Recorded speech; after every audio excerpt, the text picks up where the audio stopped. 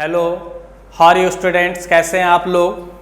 तो इस लेक्चर के पहले, इस लेक्चर के पहले हमने क्लास 11th में इंटीग्रेशन स्टडी कर रहे थे, है ना। तो आपको मैं बता दूं कि हमारा जो चैनल है physics bye engineer Pankaj Kumar, इस पे आपको +2 का भी लेक्चर मिलेगा और +1 का भी लेक्चर मिलेगा। तो +1 में हम लोग फंडामेंटल मैथमेटिक्स कर रहे हैं, जिसमें कि हम लोग अभी पढ़ेंगे इंटीग्रेशन का कुछ पार्ट हम लोग पढ़ चुके हैं प्रीवियस लेक्चर में। और +2 में हम लोग इलेक्ट्रोस्टैटिक्स देख रहे हैं, इलेक्ट्रिक फील्ड देख रहे हैं। तो आपको साइमल्टेनियसली +1 का और +2 का दोनों लेक्चर मिलेगा, ठीक है। तो आप इसे देखें, पढ़ें और जो भी डाउट हो कमेंट में आप क्वेश्चन भेज सकते हैं या फिर जो भी डाउट हो आप पूछ सकते हैं, ठीक है, नो प्रॉब्लम। चलिए हम लोग स्टार्ट करते हैं। तो मेरे प्यारे छात्र एवं छात्राओं, हमने क्या पढ़ा था? सम ऑफ इंटीग्रेशन। प्रीवियस लेक्चर में हमने पढ़ा था सम ऑफ इंटीग्रेशन। आज हम लोग पढ़ेंगे एक्सपोनेंट फंक्शन का इंटीग्रेशन। तो चलिए देखिए, this is the symbol of integration, this is the symbol of integration. अब देखो, this is the symbol of integration. Exponential function होगा तो e⁻x इंटू dx, कुछ इस तरीके का फंक्शन होगा, इस तरीके से रिप्रेजेंट करा जाएगा। तो देखो, अगर e⁻x हो, e⁻2x हो, e⁻ax + p है, मैं स्टेप बाय स्टेप आपको बताऊंगा। तो this type of integration is called exponential function, integration of exponent. Clear है? Integration of exponent function. इसका इलेक्ट्रिसिटी में यूज होता है या बहुत आगे भी कुछ चैप्टर है जिसमें कि यूज होना है। हम बेसिक मैथमेटिक्स में इसको कंप्लीट कर लेते हैं। इसको आप ध्यान से देखें और आसानी से सीख भी जाएंगे आप। तो e⁻x इंटू dx मतलब ये हो गया कि एक्सपोनेंट फंक्शन का इंटीग्रेशन करना है। तो आप क्या लिख सकते हो? e⁻x, ठीक है। अब देखो, इस वेरिएबल के साथ मल्टीप्लाई के क्या करा गया है, आपको देखना है कि e पे जो भी पावर है इसके साथ क्या कांस्टेंट मल्टीप्लाई करा हुआ है। तो x के साथ मल्टीप्लाई नहीं, कुछ तो 1 करा हुआ है। तो आप क्या लिखोगे? Upon 1 plus c। आप इसे और सिंपलेस्ट फॉर्म में लिखें तो दैट इज इक्वल टू क्या? e⁻x प्लस c हो जाएगा। हो गया। अब देखिए ध्यान से, e⁻x dx का इंटीग्रेशन क्या हुआ? e⁻x plus c। मतलब आप कह सकते हैं कि e पे जितना भी पावर था उतना ही पावर रह गया, प्लस c हो गया। लेकिन अगर सपोज करो कि क्वेश्चन में वेरिएशन हो, पावर में वेरिएशन हो, तब क्या होगा? कंसेप्ट क्या होगा? इसे हम देखेंगे और इसे सीखेंगे। देखिए, जैसे फॉर एग्जांपल एक क्वेश्चन मैं लूं, e⁻4x इंटू व्हाट? dx ले लिया, e⁻4x इंटू dx। अब इसका इंटीग्रेशन करना है। तो आपको क्या बताया गया है रूल कि e पे जितना भी पावर है उतना आप रहने दो। तो e पे पावर कितना है? 4x है, तो आप रहने देंगे e⁻4x अपॉन। अब देखना यार, पावर जो 4x है इसमें वेरिएबल क्या हो गया? x। वेरिएबल के साथ कांस्टेंट कितना मल्टीप्लाई करा हुआ है? 4। तो वेरिएबल के साथ जो कांस्टेंट मल्टीप्लाई करा हुआ है उससे हम लोग क्या करते हैं? डिवाइड कर देते हैं upon 4 plus c। This is your answer. समझ रहे हो? अब देखो, अगर दूसरा एग्जांपल लें, e⁻ax plus b into dx। मतलब इंटीग्रेशन अपने को देखना, ये क्वेश्चन है। क्वेश्चन क्या है? e⁻x प्लस b मतलब एक्सपोनेंशियल। इस एक्सपोनेंट पे पावर क्या है? कुछ ये है, इंटू dx मतलब x के रिस्पेक्ट में ये वेरिएबल है। तो क्या करेंगे हम लोग? That is equal to e पे जितना भी पावर है सेम पावर रहेगा। मतलब आप लिखोगे e⁻ax प्लस b लिखोगे। अब ध्यान से देखिए आप, पावर में वेरिएबल क्या है, तो वेरिएबल x है, x के साथ कांस्टेंट क्या मल्टीप्लाई करा हुआ है, a, तो जो भी वेरिएबल होगा उसके साथ जितना भी कांस्टेंट मल्टीप्लाई करा हुआ है उससे हम लोग डिवाइड कर देंगे, तो upon a plus c, this is your answer. समझ गए आप? मतलब एक्सपोनेंशियल फंक्शन का कभी भी इंटीग्रेशन करना हो तो अपने को कुछ नहीं करना, जो मैं फॉर्मूला बताया हूं, जो मेथड बताया हूं उसी का यूज करेंगे। और फिजिक्स में जितना भी मैथमेटिक्स का यूज होगा मैं उतना ही बता रहा हूं, बार बार कह रहा हूं आपको। जैसे मेडिकल वाले बच्चे होंगे, जरा भी टेंशन ना लेना, बिल्कुल नहीं लेना है। क्यों? क्योंकि आपका जितना भी मैथमेटिक्स का यूज होना है फिजिक्स में मैं सारा करा दूंगा, और इंजीनियरिंग वाले भी फिजिक्स में जितना भी यूज होगा सारा करा दूंगा। इसका थोड़ा फायदा आपको मैथमेटिक्स में भी मिल जाएगा, है ना? तो फायदा उठाने की बात है, आप उठा लिए तो ठीक है, उठाना चाहिए मेरे अनुसार। चलिए देखिए, अब मैं आपको फिर से रिपीट कर दे रहा हूं, समझेंगे आप। e पे पावर कुछ भी हो, अगर इसको इंटीग्रेट करना हो तो e टू पावर x कर दिए, जितना भी 8 पे पावर उतना रहने देंगे। पावर के साथ जो कांस्टेंट मल्टीप्लाई है कितना है, कुछ दिख रहा है? कुछ नहीं, 1 है। अरे नहीं, कुछ तो 1 हुआ। अब 1 को 1 से डिवाइड कर देंगे तो दैट इज इक्वल टू क्या, e to the power x plus c हो गया, सिंपल। तो ये आपका फॉर्मूला हो गया। अब देखिए, इसी बेसिस पे, इसी मेथड पे जितना भी एक्सपोनेंट फंक्शन का इंटीग्रेशन होगा, जैसा भी होगा, उसको आसानी से सॉल्व कर सकते हैं। देखिए, e to the power 4x था, हमने जो भी पावर था लिखा e to the power 4x। अब देखना है पावर को, पावर क्या है 4x। अब इसमें देखना है वेरिएबल क्या है, x है। वेरिएबल के साथ कांस्टेंट कितना मल्टीप्लाई, 4, तो जो भी कांस्टेंट वेरिएबल के साथ मल्टीप्लाई होगा उससे डिवाइड कर देंगे, 4 से डिवाइड कर दिए, plus c, this is your answer. Okay, चलो प्यारे बच्चों, तब अब हम लोग देखेंगे इंटीग्रेशन ऑफ ट्रिगोनोमेट्रिक फंक्शन। अगर ट्रिगो का फंक्शन है उसको इंटीग्रेट करना है तो किस तरीके से करेंगे, इसका फिजिक्स में बहुत ज़्यादा यूज होगा। फॉर्मूला बेस्ड है, इसका फॉर्मूला होता है, आप इसे याद रखेंगे। इसका यूज कैसे होगा, किस तरीके से होगा, इसका क्या कंसेप्ट है, मैं जस्ट बता रहा हूं। अब ध्यान से देखें, आसानी से आप सीख जाएंगे। चलो देखो, तो ट्रिगोनोमेट्रिक फंक्शन का अगर इंटीग्रेशन अपने को देखना है तो सबसे पहले साइन एक्स, तो साइन एक्स मैथमेटिक्स है, मैथ में आप पढ़ेंगे, तो साइन एक्स का इंटीग्रेशन क्या होता है, minus cos x plus c. Cos x का क्या होगा, sine x. Cosec square x का क्या होगा, minus cot x. Sec square x का क्या हो जाएगा, टेन एक्स।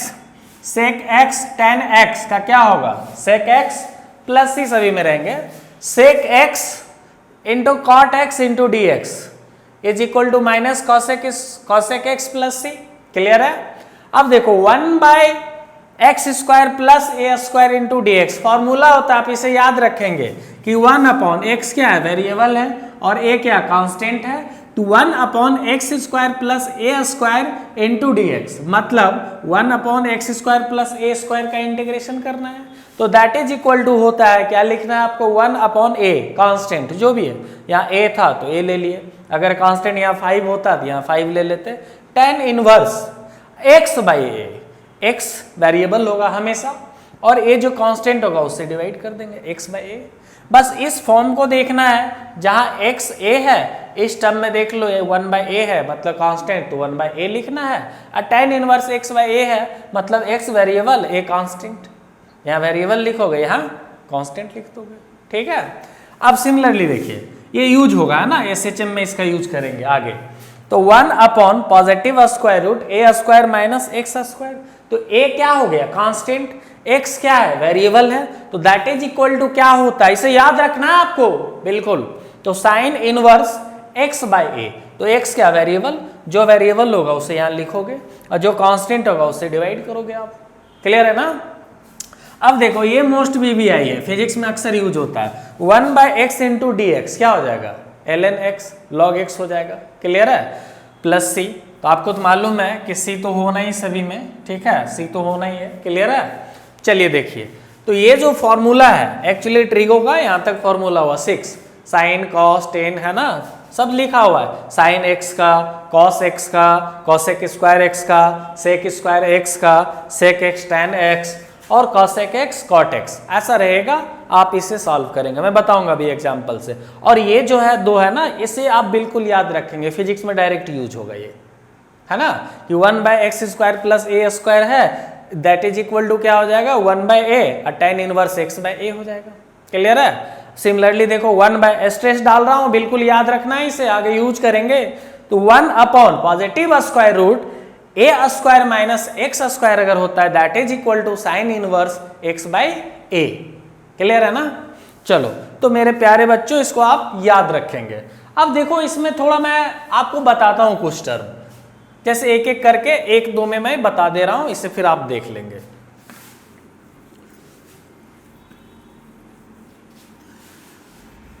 चलिए देखिए ध्यान से, साइन x है तो इसका इंटीग्रेशन क्या देखा आपने, minus cos x plus c है। लेकिन इसको मैं अगर थोड़ा इसको एक्सपेंड करूं, इसमें कुछ सिखाना अगर चाहूं आपको, तो आप देखिए आराम से। देखो रे बालक, होता क्या है एक्चुअली, साइन x dx है अगर, दैट इज इक्वल टू, तो क्या हमने लिखा माइनस कॉस x लिखा। तो देखो माइनस कॉस एक्स जो लिखे हम लोग, साइन x का इंटीग्रेशन क्या लिखे माइनस कॉस एक्स, लेकिन साइन x में एंगल क्या है x है, तो कॉस x में भी एंगल क्या है x हो गया। तो आपको देखना है कि साइन x का इंटीग्रेशन माइनस कॉस एक्स हुआ। अब माइनस कॉस एक्स में एंगल पे आप फोकस करें, एंगल क्या है x, मतलब वेरिएबल x हो गया।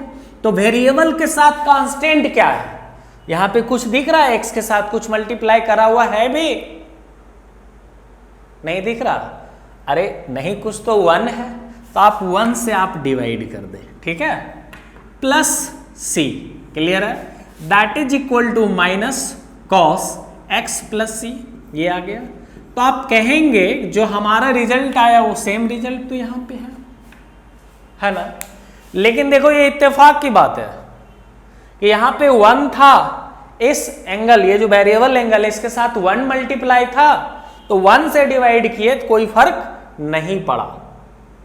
लेकिन अगर 1 नहीं होगा, कुछ और होगा, तो फर्क पड़ेगा। वो आपको सीखना है, इसका यूज करेंगे। इसमें बच्चे गलतियां करते हैं आगे, तो आपको आगे गलतियां नहीं करनी है। चलिए देखिए ध्यान से, अगर हम लोग देखें कुछ, अगर आपके पास आता है कि साइन 3x का इंटीग्रेशन बताइए।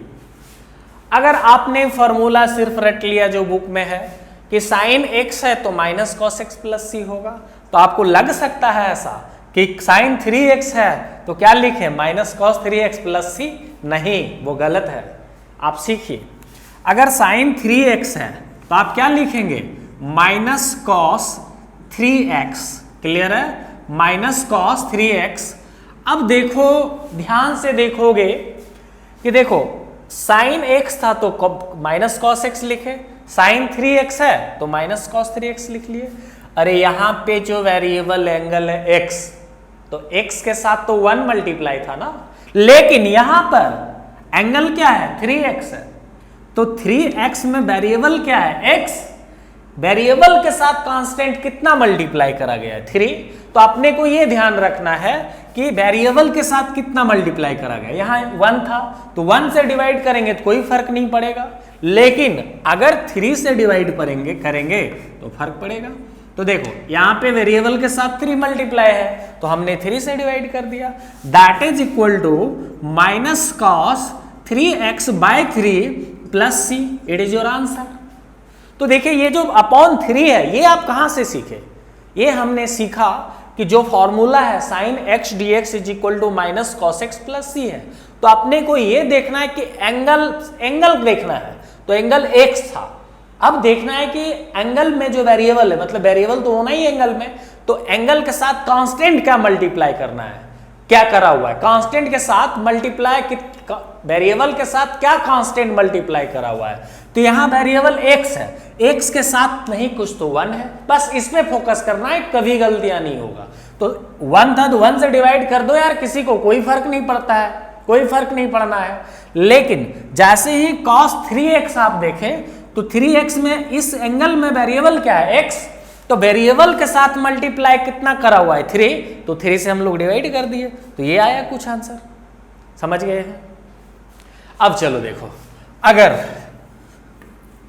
हम लोग एक दूसरा एग्जाम्पल देखें, सीखना है अपने को, ध्यान से देखिए। अगर दूसरा एग्जाम्पल देखें, integration cos 4x into dx है। अरे भाई तुम्हें पता था ना कि cos x है तो sin x प्लस c लिखते थे, यहां पर cos 4x है तो क्या लिखोगे, क्या लिखोगे, sin 4x प्लस c, नहीं, रुक जाना है, यही तो गलतियां नहीं करना है।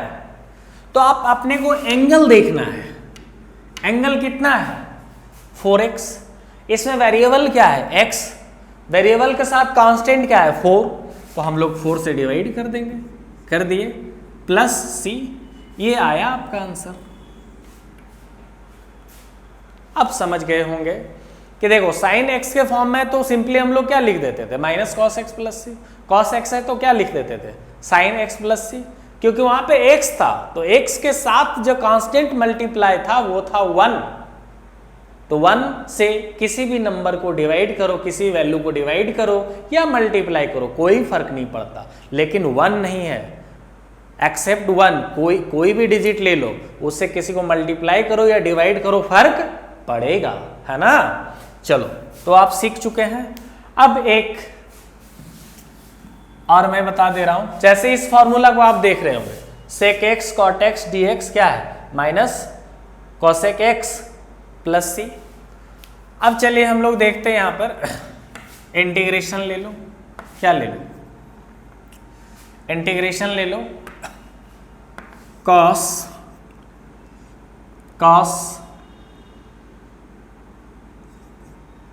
3x cosec 3x into cot क्या 3x into d x that is equal to क्या। अगर ये सवाल आपसे पूछा जाए कि जैसे कॉसेक x है और cot x into d x है, that is equal to minus cosec x plus c, तो आप समझ रहे होंगे अगर cosec 3x into cot 3x है that is equal to what, कितना हो जाएगा, minus cosec 3x by 3 plus c, this is your answer. समझ रहे हो, मतलब हमने क्या किया, एंगल देखा, अगर cos x और cot x है तो डायरेक्ट क्या cosec x होता, लेकिन यहाँ एंगल क्या 3x है, यहाँ भी 3x है, cosec 3x होगा, हो जाएगा। और एंगल के एंगल में देखना है वेरिएबल क्या है x, इसके साथ कांस्टेंट क्या है 3, तो क्या करेंगे, जो कांस्टेंट उससे डिवाइड कर देंगे, plus c, this is your answer. ठीक है,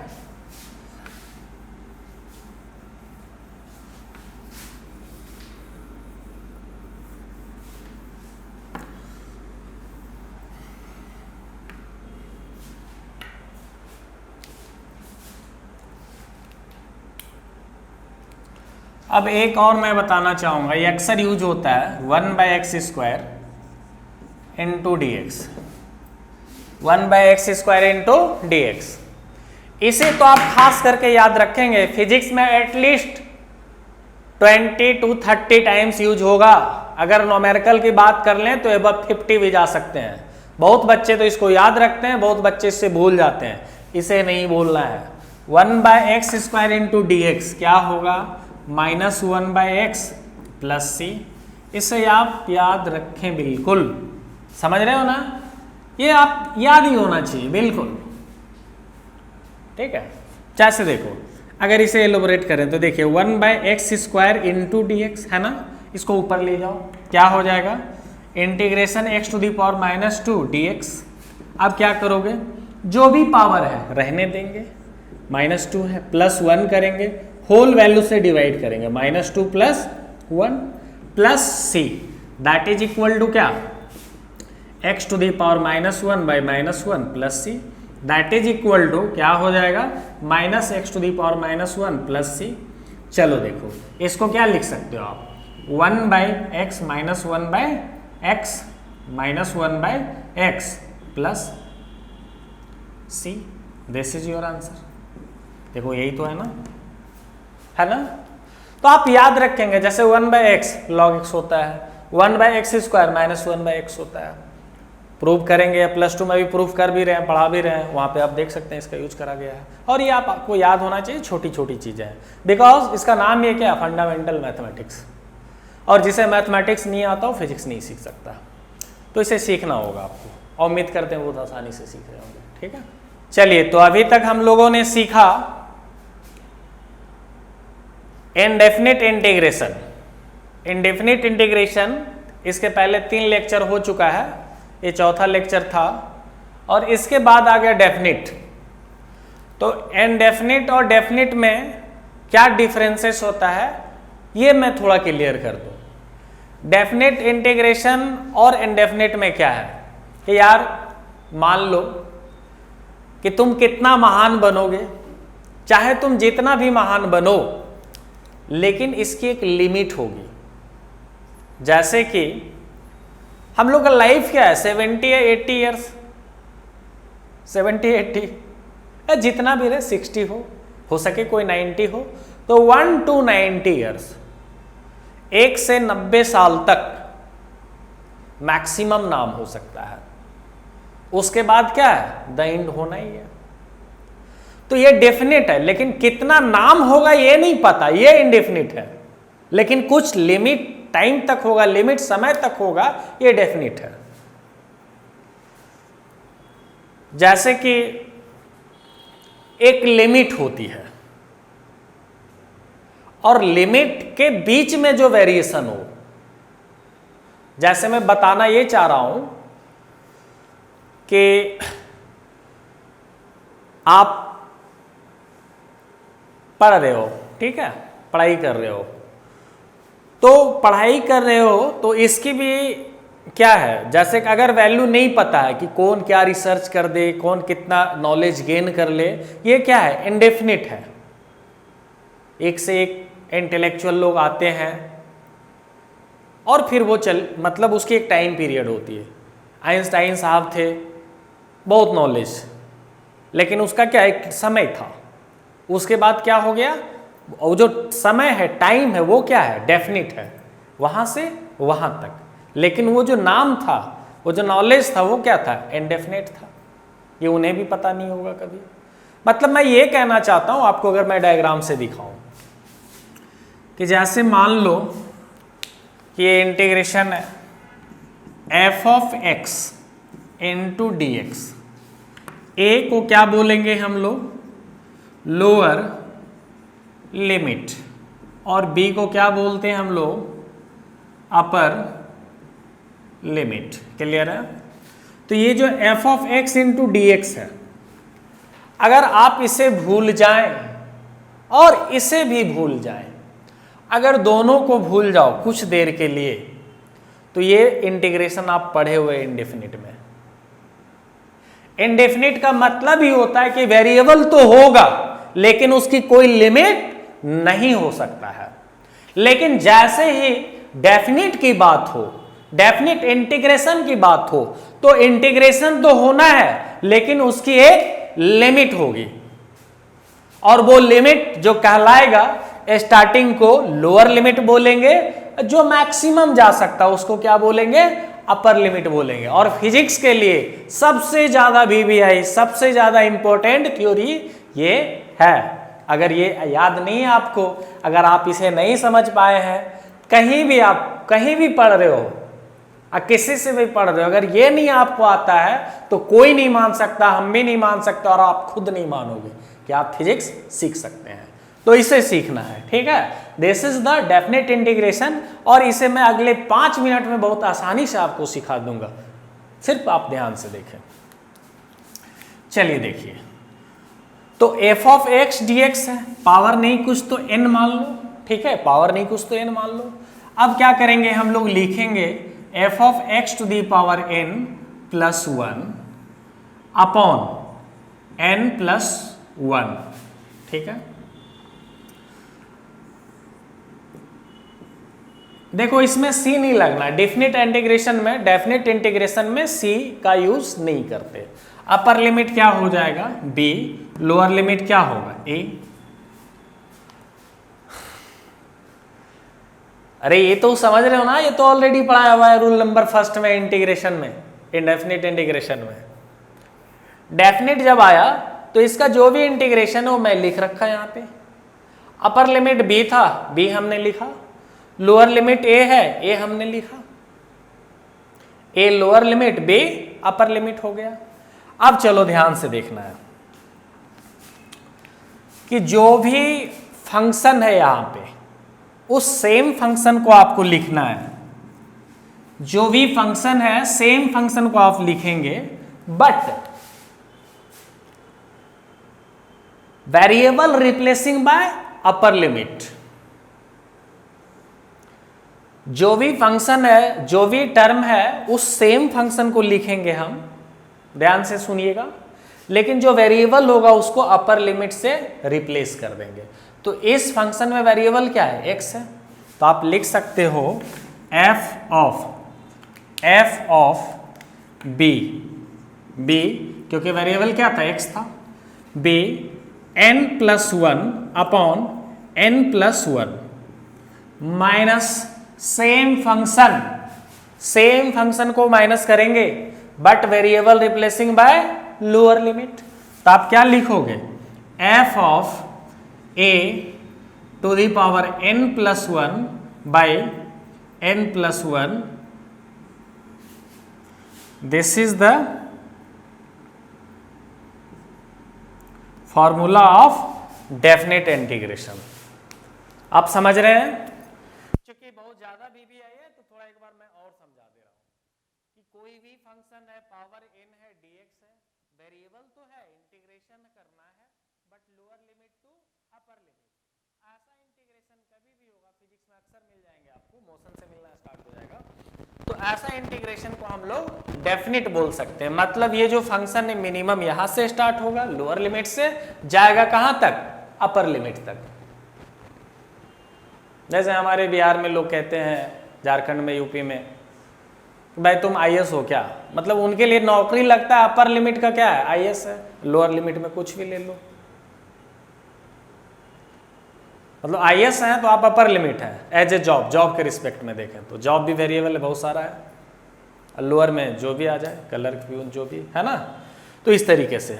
अब चलिए देखिए, इसका ये वैल्यू होता है, आपको पता है, ये मैं बता रखा हूँ, बस अपर लिमिट को पुट करो ऊपर, रहने दो लोअर लिमिट कुछ यहाँ पे। अब देखो सेम फंक्शन को यहाँ पे लिखना है, अब variable replacing by upper limit, तो x को रिप्लेस कर दो b से, कर दिया हमने, ये वैल्यू आ गया, minus same function but variable replacing by lower limit, तो f of a to the power n plus 1 by n plus 1, this is your formula. इसे आप याद रखें और इसको एक एग्जाम्पल से मैं बहुत आसानी से आपको क्लियर कर दूंगा।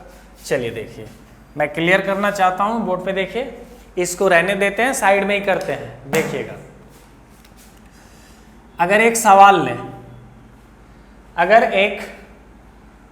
लें, क्वेश्चन ले, integration x square into dx 2 से 3 तक, है ना, 2 से 3 तक, बोर्ड में आ रहा है क्या, बोर्ड में आ रहा है क्या, देखिए तो कवर हो रहा है। तो x square into dx, lower limit 2 और अपर लिमिट क्या 3। तो देखो यहाँ पे ध्यान से, लोअर लिमिट क्या था फॉर्मूला में a, अपर लिमिट क्या था b, है ना, तो लोअर लिमिट क्या हो गया 2, अपर लिमिट क्या 3। अब देखिए इसको सिंप्लीफाई करते हैं, x स्क्वायर इंटू dx का इंटीग्रेशन अगर आपसे पूछा जाए, बहुत आसानी से आप बता दोगे कि पावर जितना भी है उसमें 1 प्लस कर दो, उसी पावर से आप डिवाइड कर दो, है ना।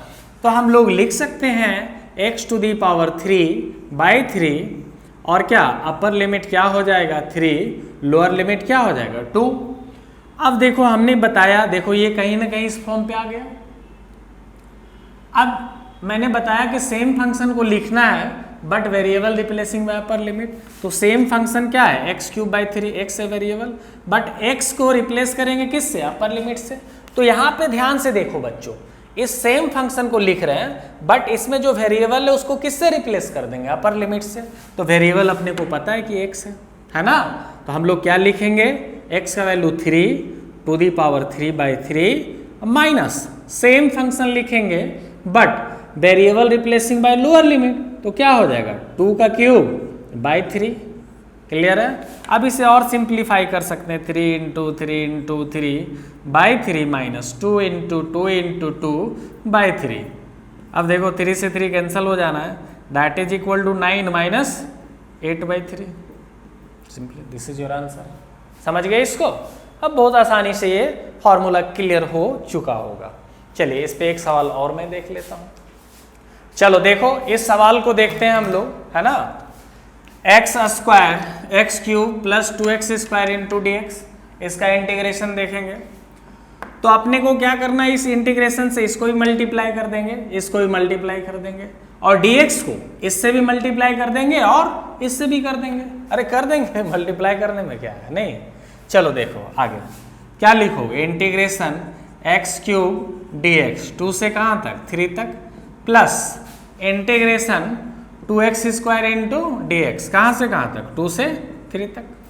क्लियर है। अब देखो इसको आप ध्यान से देखिए, अभी मैं बताया था x cube into d x है, तो आप क्या लिख सकते हो, x टू दी पावर 4/4 और अपर लिमिट क्या है 3, लोअर लिमिट क्या है 2, प्लस 2 कांस्टेंट है बाहर कर लो, x square into d x है, तो x square into d x है, इंटीग्रेशन क्या होगा x cube by 3, upper limit क्या हो जाएगा 3, लोअर लिमिट क्या होगा 2। क्लियर है ना।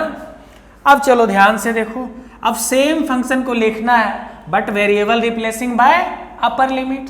तो आप क्या लिखोगे, 3 का पावर 4/4 माइनस x का वैल्यू 2 लिखेंगे तो 2 का पावर 4/4 प्लस 2 रहने दो, x का वैल्यू कितना, x को 3 से रिप्लेस करेंगे, अभी मैं बताया था same function but variable replacing by upper limit. तो क्या लिखोगे, 3 का क्यूब बाय 3 माइनस फिर x को रिप्लेस करेंगे 2 से, तो क्या होगा 2 का क्यूब बाय 3 हो गया, 2 से मल्टीप्लाई करेंगे, सिंप्लीफाई कर लेंगे, this is your answer. Clear है। अब डेफिनेट इंटीग्रेशन आप समझ गए होंगे, इतना ही जानना था इसमें, दैट्स एनफ फॉर फिजिक्स। चलो बच्चों, तो ट्रिगो का यूज करके भी डेफिनेट का देख लेते हैं हम लोग, डेफिनेट का 1-2 सवाल, है ना। क्योंकि ऐसा सवाल मिलते हैं तो बच्चे क्या होते हैं ना, लगता है थोड़ा अलग सा मिल रहा है, लेकिन ऐसी बात नहीं है, बहुत आसान है। आप ध्यान से देखें, आसानी से सीख जाएंगे, है ना। चलिए सीखना और सीखते रहेंगे तो बहुत महान बन जाएंगे किसी न किसी दिन। आप सीखने की कोशिश करिए और बहुत आसान लगेगा, चाहे यार IIT हो, मेडिकल हो, PMT हो। बहुत सारे ऐसे बच्चे हैं जो अपेयरिंग में 1 रैंक दिया है, 10 दिया है, तो आप भी दे सकते हैं, हमारी ही सोसाइटी से ना हो गया है ना। तो टीचर हम लोग क्या करते हैं, गाइड करते हैं, अच्छा कॉन्सेप्ट देते हैं, नॉलेज देते हैं, और आप उसको अगर स्टडी करते हैं, उस पर फोकस करते हैं, तो आप अपना जो गोल अचीव करते हैं। और बहुत सारा रिजल्ट हमारा पढ़ा हुआ बच्चा ने किया है, करा है, हम लोगों ने भी मेहनत किया, बच्चों ने भी मेहनत किया, मिल के मेहनत किए हैं, और आज वो सक्सेस हैं, बहुत जगह हैं, बहुत अच्छे पोजीशन पे हैं, ठीक है। तो वो आप भी जा सकते हैं। चलिए देखिए, sine x into d x, इसका इंटीग्रेशन क्या होगा, साइन x का क्या होगा माइनस कॉस x होगा, अपर लिमिट पाई, लोअर लिमिट क्या π/2। अब देखिए, आप चाहे तो इसी में वैल्यू पुट कर दे, या माइनस हटा, कभी भी माइनस हटाना है तो लिमिट चेंज कर देते हैं, जैसे नीचे वाले को ऊपर ले जाओ, ऊपर वाले को नीचे ले आओ, तो माइनस खत्म हो जाता है, रूल होता है।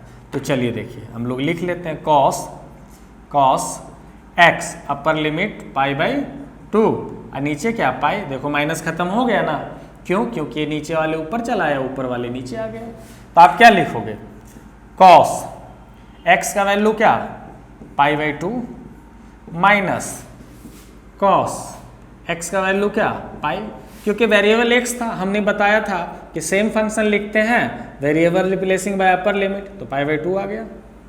Same function but variable replacing by lower limit, pi आ गया। समझ गए? अब देखो cos π/2 मतलब पाई क्या 180, 180/2 पाई 180 होता है, 180/2 90 हो गया, cos 90 क्या हो जाएगा 0 माइनस cos पाई कितना होता है, मतलब cos 180 जो होता है वो -1 होता है, -1 that is equal to +1, it is your answer, +1 आ जाएगा। अब चलो इस सवाल को हम लोग देख लेते हैं, इस न्यूमेरिकल को देख लेंगे। तो cos 2x क्या होगा, cos 2x का इंटीग्रेशन क्या होगा, cos x है तो sin x, cos 2x है तो क्या हो जाएगा, cos 2x अगर लें तो sin 2x/2 हो जाएगा। cos 2x का sin 2x, बट एंगल क्या है 2x, तो हमने बताया है कि वेरिएबल के साथ जो मल्टीप्लाई उसे डिवाइड कर लेते हैं, तो 2 से डिवाइड कर दिए। अपर लिमिट क्या हो जाएगा π/2, लोअर लिमिट क्या होगा π/4। अब 2 को बाहर कर लो कॉमन, 1/2।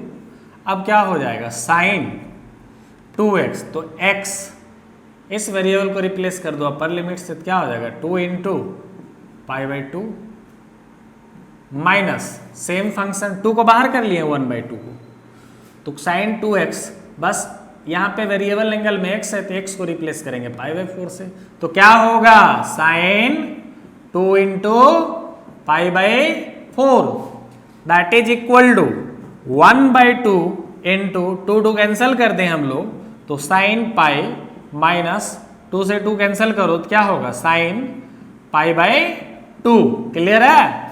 अब चलिए ध्यान से आप देखिए इसको, क्या लिखोगे 1/2 sin पाई कितना होता है 0 होता है, मतलब sin 180 0 होता है, माइनस sin π/2 मतलब sin 90 कितना होगा 1 होगा, sin 90 क्या हो जाएगा 1 हो जाएगा, है ना। तो that is equal to 1/2 -1 that is equal to what -½ हो गया। This is your answer. समझ गए आप डेफिनेट इंटीग्रेशन। तो इससे ज़्यादा फिजिक्स में यूज नहीं होना है, अगर ये आप सीख चुके हैं तो आसानी से आप सॉल्व कर लेंगे। आगे का जो भी जितना भी इंटीग्रेशन का यूज हो फिजिक्स में आप आसानी से कर लेंगे, उतना मैं पढ़ा दिया हूँ इंटीग्रेशन में।